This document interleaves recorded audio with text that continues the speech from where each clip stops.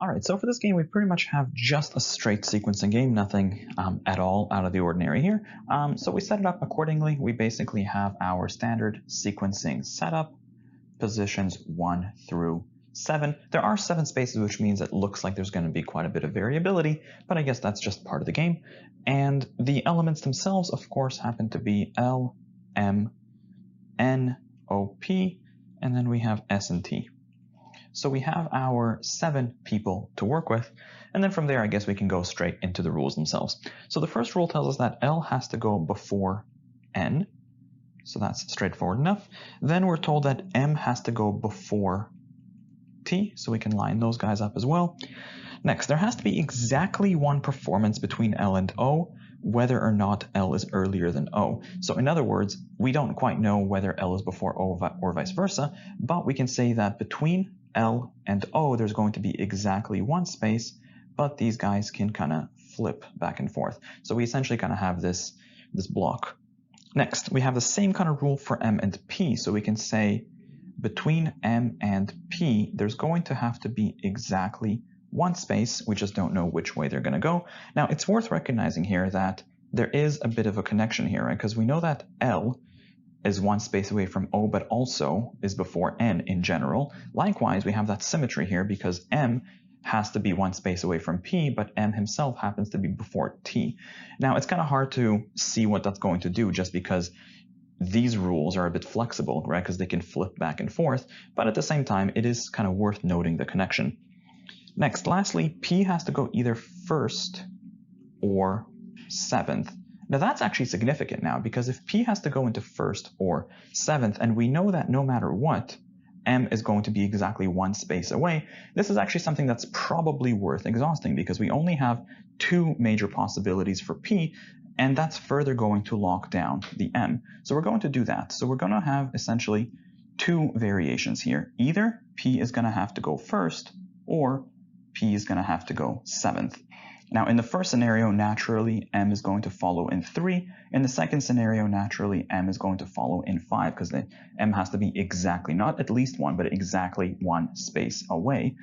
And then from there, we can actually link this guy in to a degree, because if M is before T, now in the first scenario, that doesn't tell us much because there's a lot of flexibility, but in the second scenario, T gets stuck in number 6 because he has to go, obviously, after the M. Now from there, we can try to play out the L and the O to a degree, but you'll notice that we can't do too much. So in the first scenario, for example, L and O could arguably go between positions 2, 4, or they arguably can go 4, 6 one way or the other, or even 5, 7 one way or the other. So it looks like there's quite a bit of flexibility there. Even in the bottom scenario, I mean, arguably the LO could go into 2, 4, as long as the L is not in 4, because for L to be in 4, that would mean that this wouldn't work, right? N has to go after, and there's no room for that. But we could do L in 2 with O in 4, which would work, or we could have done L and O in 1 and 3, one way or the other. So it looks like, yeah, there is a bit of flexibility from this point forward. So let's just jump into the questions themselves. Now, the first question, as usual, actually, no, it looks like the first question here is not an exclusion question. Here, it looks like we just have a straight global question. But remember, as a rule, you always do the first question first. Even if it's not strictly an exclusion question, it still tends to kind of play the same role. So the question now asks, which of the following could be true? Answer choice A, Miller is 4th. Now, you'll notice that, no, we have our exhaustions laid out already, and Miller never ends up being 4th. So answer choice A gets disqualified. Next, N goes first. Well, the thing is, we know that N has to go after the L, so that's certainly not going to happen. N certainly could not go first. We can get rid of answer choice B. Next, O happens to go 5th. Well, maybe. In the first scenario, arguably this is open, but if we were to put the O into 5, we know that O has to be one space away from L. So if O goes in 5, that means that the only way that would work is to put L into 7. Except, wait a minute, if L goes in 7, I mean, L has to go before N. There's no way that's going to fly, which means that that actually couldn't work. So answer choice C gets disqualified.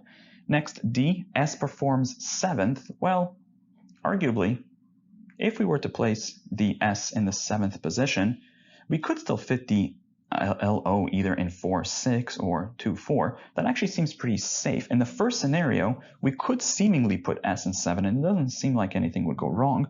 Just in case, though, T goes second for answer choice E. Well, in the second scenario, T is already in 6, and in the first scenario, for T to go second, that wouldn't work because T has to go after the M, so E certainly would get disqualified, which leaves you with answer choice D to be the only viable answer for question number 7. Next, question number 8 is our first local question, so we'll start with this one. If O is earlier than M, well, let's see what we can do.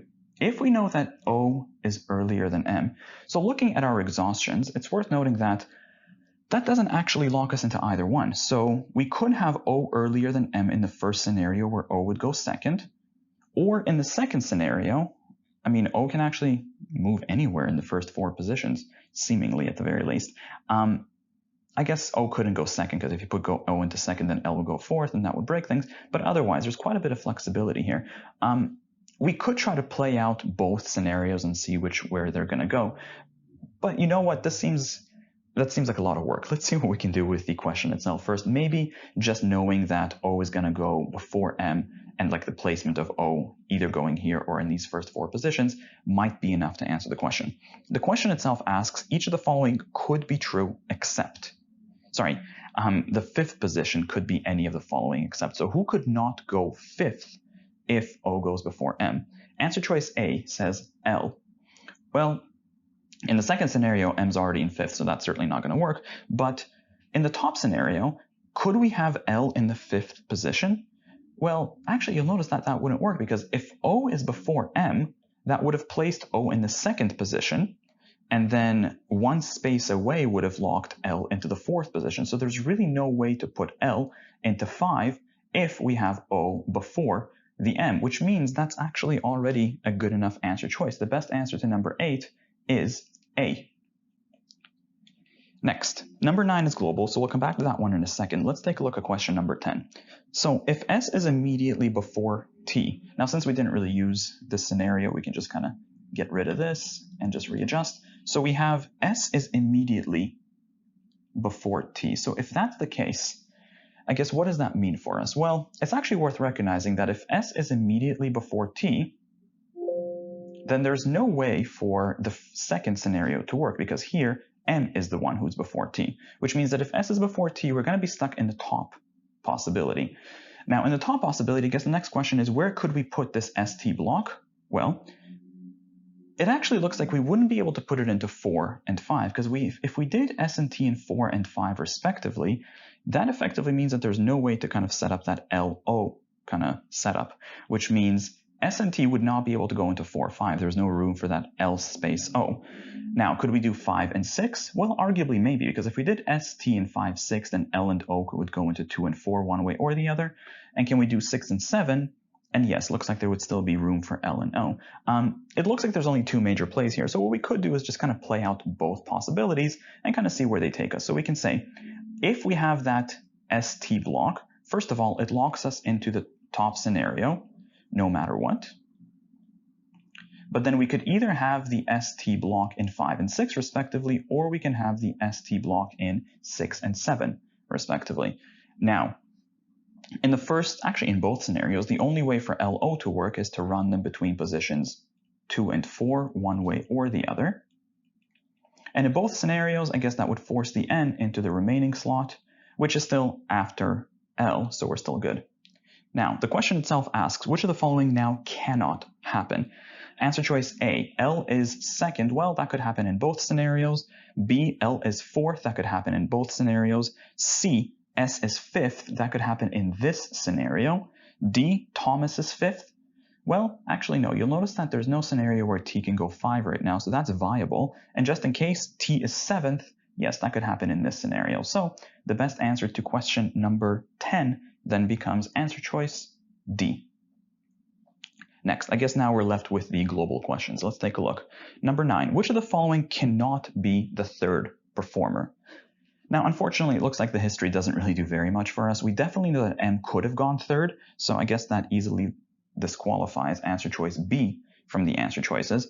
But outside of that, we haven't really seen anybody else go third. So let's just go one by one and see what we can do. Answer choice A, could L go third? Well, in the second scenario, if we were to put L into 3, I mean, that would mean that N has to follow in 4, and then O would go first. But that seems okay. That seems like it would be viable. There doesn't seem like there's anything wrong with that. So we can get rid of answer choice A. Next, answer choice C. Could N go third? Well, if we were to place N in third, we know that the L would have to go prior and we have to fill that L space O setup, but we seemingly could do that, couldn't we? If we placed the N in 3, L could go into 2, and O would go into 4, and I guess that leaves S, who's a wild card, to go into 1, but that seems like it could work, right? It doesn't seem like there's anything wrong with N going into that third position. Next, O goes into the third position. Well, if we place O into that third position, that effectively would mean that L has to be exactly one space away. So if O goes third, then L goes first, and then N has to go after, but arguably either 2 or 4 would easily work. So that certainly seems like it could work. We can disqualify D. Lastly, could S go third? Well, I guess cross your fingers. Let's see what we can do. If we place S into 3, what would that mean? Well, the LO would then, the only way it would work if S is in 3 is that LO would have to go into 2 and 4 one way or the other. But wait a minute, no matter which way we place the L and the O in 2 and 4, there's no way for the N to follow. In fact, the only place that would be left for the N would be the first position, and that certainly doesn't work, which means S, it looks like, cannot go into the third position. Best answer to number 9 is E.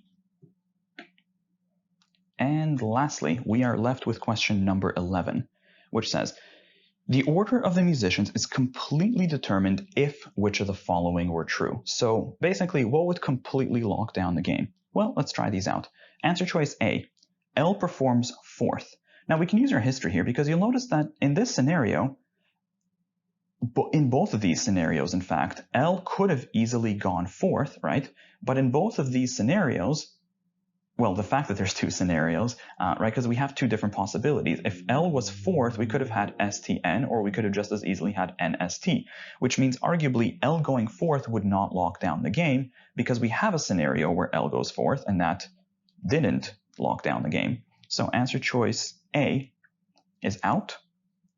Next, M goes fifth. Well, if M goes fifth, that's actually entirely consistent with our second scenario here. And you'll notice that in the second scenario here, when M goes fifth, well, there's actually plenty of room prior to M, and we had complete variability there. So that certainly doesn't seem like it would lock down the game. Next, answer choice C, N goes fourth. Well, if N goes fourth, in the top scenario, that wouldn't really work. If N was to go fourth, L would have to go second, but then we wouldn't have an LO setup. So that's out. That would lock us into the second scenario. But if N goes fourth, arguably speaking, we could still have an LO splitting between 1 and 3. There's complete flexibility between L and O, in which case that wouldn't lock down the game. So answer choice C also then gets disqualified. Next, answer choice D, O goes third. Well, if O goes third, again, that would lock us into the second scenario because the first scenario, obviously, M is third. But if O goes third, what would happen? It would mean that L would have to go first. But then at that point, N and S can kind of flip between positions 2 and 4. So that seems like it wouldn't lock the game down. Answer choice E, S goes first. Well, what happens here? If S goes first, first of all, again, it's not the first scenario because P is already there. So in the second scenario, if S goes first, what would that mean? L and O are going to have to shuffle between 2 and 4 one way or the other. Except, wait a minute. Between 2 and 4, there's no way to place L into 4 because then there would be no room for the N that has to follow. So if S is first, it would not be L in 4, so the only way to make it work would be to place O in 4 and L in 2, so they have that one space in between. Except then, if L is in 2, then N gets locked into 3, and that resolves the entire game, which means that if S is first, that would lock down everything. Best answer to question number 11 then is E.